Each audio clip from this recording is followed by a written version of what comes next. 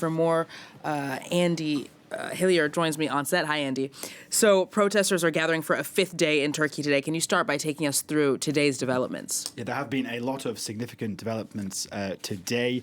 As you mentioned there, perhaps the most significant coming in the last few hours, Ekrem Imamoglu suspended as mayor of Istanbul. That was after he was earlier this morning formally arrested and charged with corruption. He arrived at Silivri prison far out, quite a distance outside Istanbul just a few hours ago as well, as you can see in these pictures here. Now, he has posted his reaction to social media, and I can read for you now just one of the things he said. He said that he invited the nation to a responsible struggle for rights, adding that the struggle for rights was a matter for the future of the nation and for the nation's children. He also added, encouraging citizens to go out and vote today. I'll just tell you in a short while what he's referring to there. Either way, the situation as it stands is likely, if anything, to stoke and inflame tensions even further in Turkey. Now, Imamoglu's party, the Republican People's Party, that is the main opposition party in Turkey, has gone ahead with this primary vote. It is, if anything, more an informal vote, set to confirm Imamoglu as the party's contender in the 2028 presidential election. He will certainly win that vote, but that vote certainly won't be recognized by Turkey's Supreme Electoral Council. Now, what the CHP, the Republican People's Party, has done is encourage members of the party and non-members of the party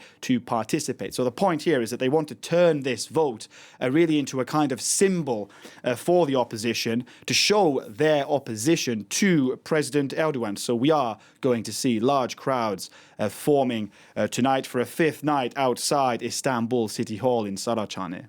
So how do these protests, Andy, compare to the last big wave of anti-government demonstrations that we saw over 10 years ago in 2013? Yeah, in 2013, of course, we saw the Gezi Park protests. These were protests against plans to build a mosque and a shopping mall on one of central Istanbul's only green spaces. I was actually there. I covered these protests. I remember when there was, at the moment, protesters formed a human chain across Taksim Square to symbolically protect the park moments before the occupation in that park was cleared by riot police. Now, that sparked days of rioting in Istanbul and other cities across Turkey. Of course, that protest, Gezi Park becoming a symbol of something bigger. The protests morphed into a demonstration against mass corruption and against authoritarianism. Now, since then, the slide towards authoritarianism in Turkey has become more pronounced. And what many demonstrators have been saying this time round, including even demonstrators here in Paris, who I spoke to yesterday, there was a small demonstration held by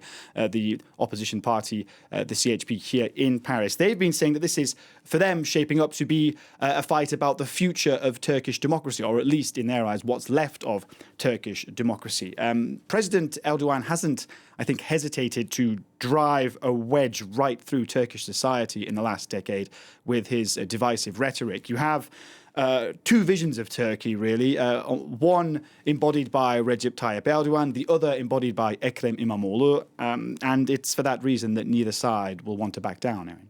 So finally, Andrew, there are also, interestingly enough, parallels between Erdogan and Imamoglu. Can you walk us through some of those? Yeah, that's right. They may represent or embody different visions of Turkish society, but there are some significant parallels, and those parallels certainly won't have been lost on President Erdogan. He'll be aware of them. Both men spent a part of their childhood in Trabzon province, which is on the Black Sea coast, and most notably, they have both served as mayor of Istanbul. President Erdogan actually made his name in Turkey's largest city in the 1990s. He famously said, "Whoever wins Istanbul wins Turkey." Now, those words may come back to haunt him. It will have stung him personally, very personally, President Erdogan, when he lost the city in the municipal elections in 2019 to the opposition, to Ekrem Imamoglu. He lost again in 2024 to Ekrem. His party lost to Ekrem Imamoglu in 2024 last year as well. Now, interestingly enough, President Erdogan was also arrested in 1999 when he was mayor of Istanbul.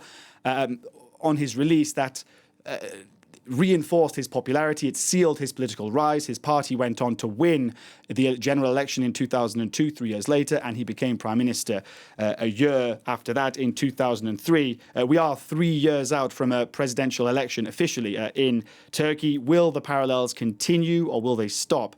That's the big unknown for now.